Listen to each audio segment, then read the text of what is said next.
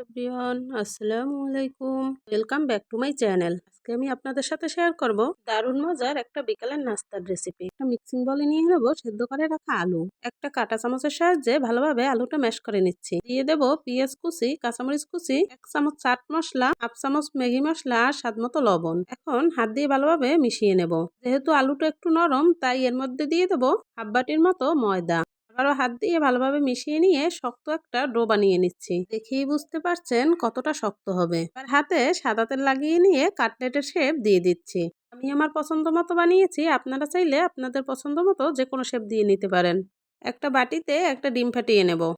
একটুখানি লবণ দিয়ে ডিমটা ভালোভাবে ফেটিয়ে নিচ্ছি। ডিমটা ফেটানো হয়ে গেছে, এক সাইডে রেখে দিচ্ছি। একটা পিরিজে নিয়ে নিচ্ছি ব্রেড গ্রাম। একটা আলুর কাটলেট নিয়ে প্রথমে ডিমের গোলায় ভিজিয়ে নেব। তারপর ব্রেড গ্রামে দিয়ে দিচ্ছি। এখন উল্টে পাল্টে ভালোভাবে কোট করে নেব। হাতে ভালোভাবে কোট করে নিতে হবে। করে নেওয়া হয়ে গেছে, একটা প্লেটে রেখে দিচ্ছি।